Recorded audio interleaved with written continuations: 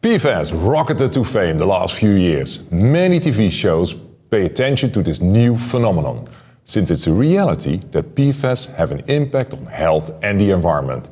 And it's also a reality that these so-called forever chemicals are applied almost everywhere we watch. PFAS restrictions are also a reality. In today's interview, we will monitor and discuss the latest PFAS restriction developments with Alan Baker from MilliporeSigma Pro and Herb Estreicher from Keller and Heckman. Welcome. Alan, what are PFAS and why are they called forever chemicals? PFAS are called per- and polyfluoroalkyl substances, and they're a group of synthetic chemicals that have carbon-fluorine bonds that make them really persistent in the environment. That's why they're known as forever chemicals. They have the inability to break down, and they have the ability to cause human health effects and environmental effects as well. Well, that may be why they're called forever chemicals. It's not entirely clear that the thousands of chemicals that fall within the definition of PFAS are all cause health effects. I mean, that's kind of a big open question. That's true. And then secondly, you forgot to mention bioaccumulation, right? So that's a big thing. It can't just be persistence. Persistence, it's by itself, has not been recognized anywhere as a concern, persistence by itself. You need persistence of bioaccumulation. There are substances that fall under the OECD definition of PFAS that are not bioaccumulative. They're the short chain PFAS substances, for example. So it's a complicated problem. It remains to be seen at the end of the day when this all shakes out, what will be PFAS, what will be regulated, and what will not be regulated, and what the courts will do. So, Herb, regulations are important. The US has a patchwork of federal and state regulations. PFAS is regulated on both of these levels. Right. What are the main federal regulations currently in place to control PFAS in the US? Okay. Well, there are different levels. I mean, there are environmental media regulations. And it remains to be seen what's going to happen. A number of them are on hold now because of the new administration. But there were proposals. Well, there is a regulation to designate at least PFOA, and I think one other PFAS as circular hazardous waste. Well, that would be very, very important if they're considered hazardous on the circular. That has a major effect on cleanup of sites. There's a Biden administration regulation that set drinking water standards for PFAS. That, by the way, was orders of magnitude lower level than the Trump administration or Trump 1 administration's risk assessment. That's likely going to change. So there are multimedia efforts on the Clean Water Act, Drinking Water Act. There's a proposal by the states to designate discarded firefighting equipment as a hazardous waste, which would make a huge difference in terms of how those are cleaned up, particularly at Department of Defense facilities. So that's the federal side. Now, there's some limited regulation under TSCA, which I guess is what people are interested in, but quite frankly, very limited. There's an effort by EPA. They've designated 20 different kinds of PFAS, which is supposed to reflect the universe of PFAS, and they're trying to get testing on those chemicals. But by and large, those test orders are being resisted by industry. There are a number of legal challenges to those test orders. And then also there's a reporting rule under TSCA, which is very comprehensive and very burdensome. In fact, we have a number of companies that have an effort to try to modify that rule in a number of different ways. So that's basically what's going on in the federal level. Okay, you mentioned 20 PFAS. Yes. Are we then talking about 20 PFAS groups or only 20 PFAS substances? They're substances, but what EPA did was rather interesting. I actually kind of thought it was a very interesting effort, is that they kind of looked at the universe of PFAS substances and they picked 20 chemicals that were supposed to be representative of the universe. And then the idea is they would test all those and see what's what. I mean, you all know that PFOA causes some problems. PFAS causes FOS causes some problems. But then there's a universe of these chemicals, and the question is, are they all cause the same concern? And that's an open question. That's a big open question for Europe as well. Ellen, do you want to add something on the federal regulations? Yeah, US EPA also has a PFAS strategic roadmap, and they have been doing a pretty good job of publishing their annual updates every year. So their third report just came out last year in November.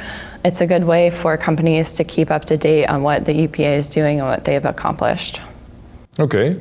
How do state-level PFAS regulations differ from federal regulations? And can you provide perhaps some examples on state level? Yeah, states have a different definition of PFAS than what the EPA has been working on. EPA tends to define the scope of PFAS according to the regulations. So within the EPA, the definition of PFAS could differ from regulation to regulation, whereas the states are taking a much broader approach to what they consider PFAS to be.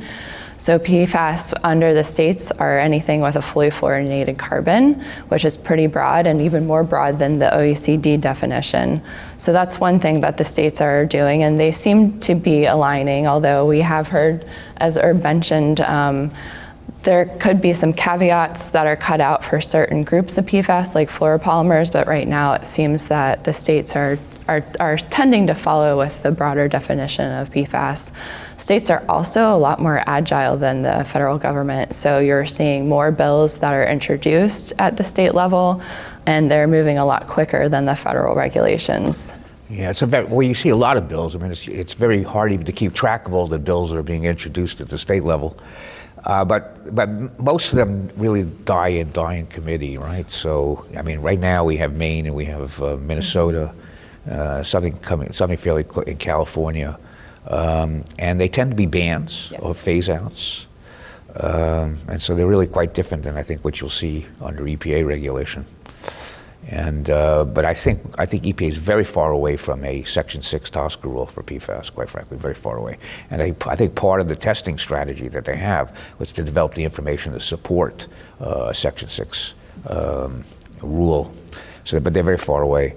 Now you mentioned fluoropolymers. That's actually rather interesting because Canada has carved out fluoropolymers from their PFAS strategy. They're going to be assessed separately, and recognizing that the fluoropolymers may be different than the other PFAS substances. And then you mentioned states. I think Connecticut is thinking there's a legislative proposal in Connecticut to carve out the fluoropolymers from their proposed ban on cookware, PFAS in cookware. So it'd be interesting to see what happens in terms of fluoropolymers. Most companies that I'm aware of, the PFAS they have in their products, particularly consumer products, are fluoropolymers. Herb, you mentioned the carve-out in Canada of the fluoropolymers. Is that because those have a higher priority then? Well, no, they actually are going to be assessed separately. So there's a risk management strategy for PFAS, which basically uses the OECD definition, but they've carved out of that risk management strategy the fluoropolymers be assessed separately, recognizing that they may not be the same in terms of concern that you see for the other PFAS. Now in Canada, the risk management policy, they're going to designate everything other than PFAS to be proposed as Schedule 1, which we heard yesterday, SEPA toxic. But it's going to be Schedule 1B because of the broad definition. They couldn't make a finding that all the PFAS substances were bioaccumulative, so they only had persistence. And so under their rules, that only qualify for Schedule 1B. 1A is virtual elimination, 1B is SEPA, what they used to call SEPA toxic. Perfect, thank you very much. Ellen, how are industries adapting to all these new regulations? I mean, Canada, US, state, federal. Yeah, so I would summarize this in 3 words, and then I'll go into more detail, but it's audits, alternatives, and advocacy. So companies are taking a good look and auditing their current supply chain, what their products contain, in order to understand where PFAS are within their supply chain. I think that's number 1. In order to adapt, you need to know what you have. They're looking into alternatives already, the writings on the wall as far as restrictions being put into place or bans with certain products. And so it takes a very long time for alternatives to be developed, especially when you're trying to find alternatives that are not going to be a regrettable substitution. You don't want to replace a PFAS with something that's equally or worse for the environment and human health. And then advocacy. And advocacy in the sense of communication within your company, advocacy with your external stakeholders, advocacy with the regulators even, to ensure that your products are being considered or definitions are clearly defined. So those are definitely great ways that companies are adapting to these new regulations. Okay, so basically PFAS is rated AAA. Audits, alternatives, and advocacy. Yes. Nice. I like that. Herb, anything to add here? Well, I mean, it depends. Seems to me it depends on whether you're a company that has consumer-facing products. If your company has consumer-facing products, you're certainly aware of all the litigation that's ongoing, and so I think those companies are really working to eliminate the PFAS for their products. I mean, PFAS is needed in some industrial situations. You can't avoid it. I think when we talk about the EU process, I mean, they're doing a lot of work examining alternatives, and they're finding that for a lot of uses, there aren't any alternatives right now, and they're going to lengthen the transition period to the bans. And so, particularly in the industrial uses, it's not as simple. But for consumer-facing, I think the companies, particularly the ones that have been subject to the lawsuits, and there have been quite a few, and we'll talk about that on Friday, long list, they are sort of eliminating. So it's not A, it's E, eliminate. Very good. Alan, compliance with PFAS regulations can affect market access. Non-compliance products may be banned or even restricted, impacting a company's ability to operate in certain regions. Can you provide an insight from behind the scenes how industry is mitigating this risk? Yeah, so Herb kind of mentioned the eliminate part. So eliminate's definitely a part of it. If you want to mitigate non-compliance, then eliminate it from your portfolio.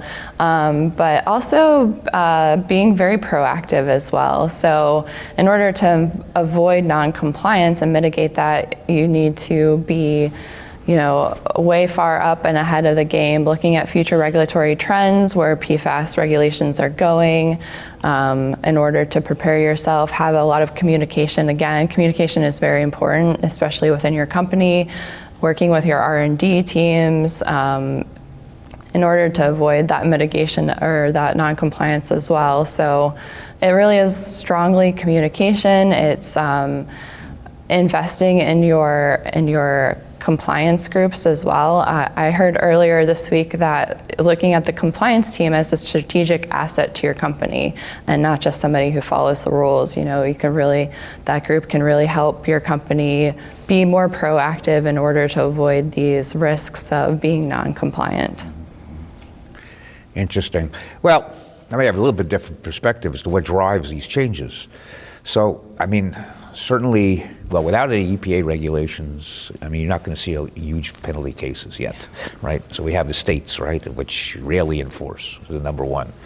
So really what forces change is really a litigation liability, quite frankly. And we'll talk about that when we get to the litigation. But that's really what's forcing the changes as far as I see it. Not compliance so much, but concern about liability. So that's, I think, which is generally true for a U.S. regulation in any event, is what really drives changes is the liability situation. Alan, you already mentioned auditing. A huge challenge is tracking where PFAS is used within your value chain, like the famous commercial with the battery bunny. It just keeps going and keeps going. Do you have any suggestions on how to proactively manage and monitor PFAS in your value chain? Yeah, so data systems are very important within your company to ensure that you can understand where PFAS are in your supply chain, a very robust system of tracking and keeping control of that. Any sort of new product introductions, it's really good to ask these questions up front, especially as R&D teams are beginning to even start a new project. That way you can get ahead of what could potentially be in the product that they're working on. So those are definitely two clear ones. And then of course, ingredient disclosures and working with your suppliers. So ensuring that you have good relationships with your suppliers, understanding and communicating with them to ask them, are there any PFAS that you're providing to us within the supplies that we're buying from you? So it's really ingredient disclosure, communication, keeping track of things within really robust data systems. Okay, Herb, anything to add? Well, I mean, the state regulations focus on intentionally added PFAS, which makes it a little easier to sort of track them. But for example, I mentioned the EPA reporting rule for PFAS. It's not limited to intentionally added. My understanding is companies, at least the ones that I'm aware of, are having great difficulty really figuring out whether their products have PFAS or not, particularly if they're sourced overseas. By and large, I mean, the safety data, other than a few PFAS, they would not be listed in the safety data sheets, right? They don't actually meet the definition of hazardous. And even in Europe, which now has a PBT requirement under the CLP regulation, that doesn't kick in until 2026. So it's difficult, I think. It's very difficult to get hold of that. Yeah. Yeah, very difficult. Also difficult, at least here in the US, Herb, companies face increased liability risks, including potential lawsuits for environmental contamination and health impacts. Sure.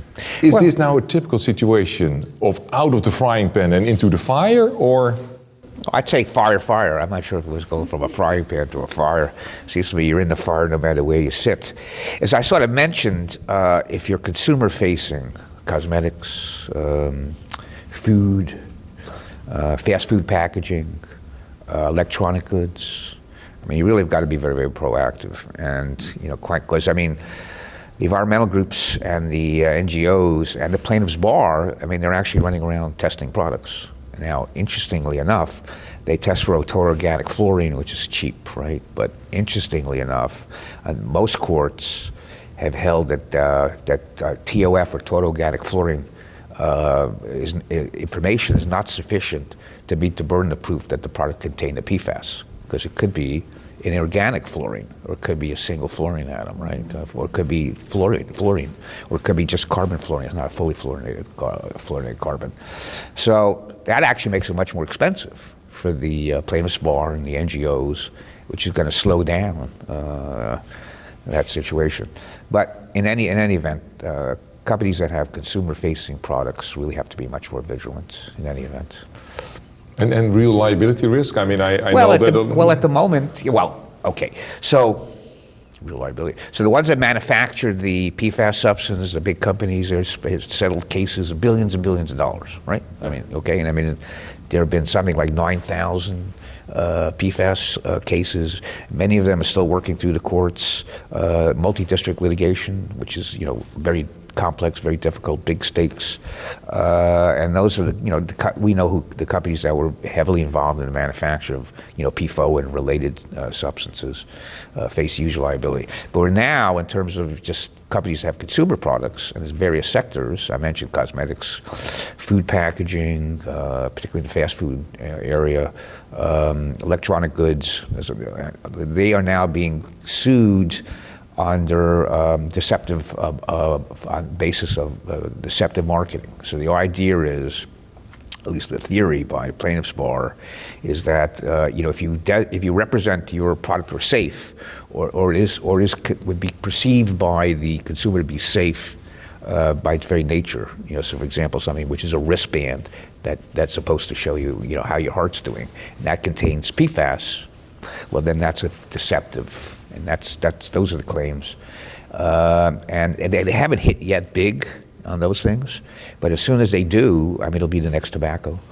Yeah, I understood even that for insurance companies, in the small prints, they basically exclude PFAS contamination nowadays. Absolutely. Well, this is really quite remarkable. I mean, I've never really seen anything like this in my career. I was very heavily involved in dioxin discussions, during the Bush 1 administration and maybe the early part of Bush 2.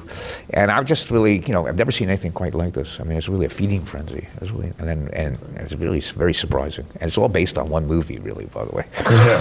Hey, all these liability risks, they increase the need for engagement with stakeholders, including your suppliers, your customers, and to ensure a clear understanding of PFAS-related requirements and to facilitate data collection, as you mentioned, Ellen. What are your suggestions in relation to communication and leadership towards those stakeholders?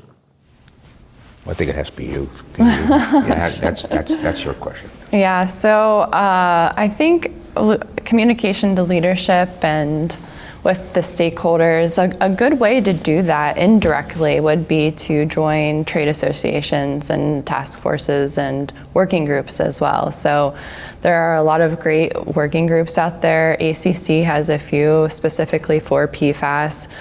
We have the Life Science Manufacturers Association that's oncoming. So communication within those groups kind of provides some safety without discussing too much confidential information. It helps people understand what's going on with the regulations too, so you're all starting at the same baseline. So when you do approach your stakeholders in that regard, because suppliers are stakeholders, but they're also competitors, it's a whole mixed bucket. We kind of all work together in that way. By having that foundation, they have that understanding as well, and so it's not a big surprise if you go to them and say, hey, we need to start collaborating on understanding what's in our products because these regulations are coming. So that's a big one for me, and industry in general is just trying to get all on the same page and find ways to do that without compromising any sort of confidential information. And is one of your key stakeholders the legal firm?